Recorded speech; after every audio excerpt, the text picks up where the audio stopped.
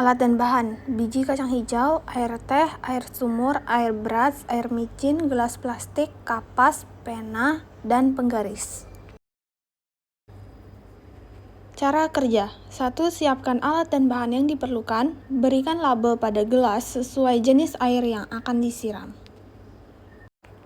2. Masukkan kapas ke dalam gelas plastik, kemudian letaklah 5 butir kacang hijau di atasnya.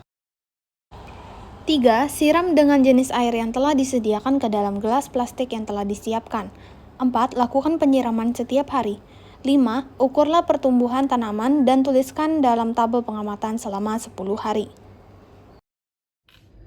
Air termasuk senyawa utama yang sangat penting bagi tumbuhan, karena berperan melakukan berbagai fungsi, yaitu sebagai pelarut universal, menentukan laju fotosintesis, membantu proses perkecambahan biji, sebagai medium berbagai reaksi enzimatis, dan mengangkut unsur hara maupun hasil fotosintesis.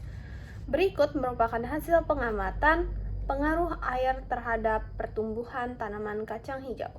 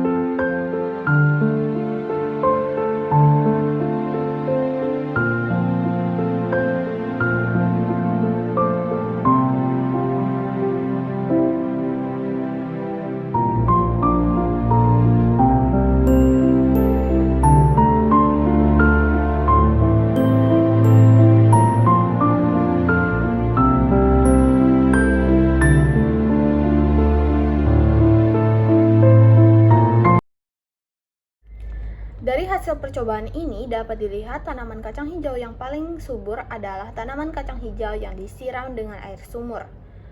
Air sumur adalah air tanah yang mengandung fosfor dan zat kapur. Air sumur juga mengandung zat besi yang sangat tinggi sehingga dapat membuat tanaman kacang hijau tumbuh dan berkembang dengan baik.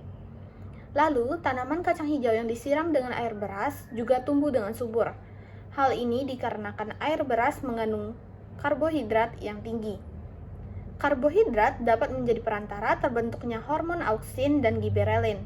Hormon auksin kemudian dimanfaatkan untuk merangsang pertumbuhan pucuk dan pemunculan tunas. Sedangkan giberelin digunakan untuk merangsang pertumbuhan akar.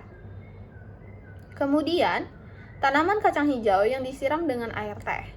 Berdasarkan pengamatan yang dilakukan, konsentrasi air teh tidak memberi pengaruh signifikan terhadap pertumbuhan tanaman kacang hijau.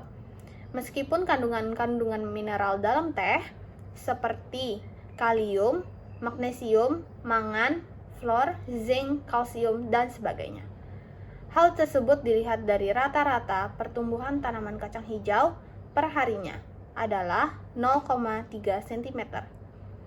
Terakhir, air micin pada tanaman kacang hijau. Melalui pengamatan ini dapat disimpulkan bahwa air micin menghambat pertumbuhan kacang hijau. Hal ini karena semakin banyak konsentrasi larutan micin yang dilarutkan di air, maka semakin asam larutannya. sehingga tanaman yang disiram air micin tersebut tidak dapat tumbuh atau mati.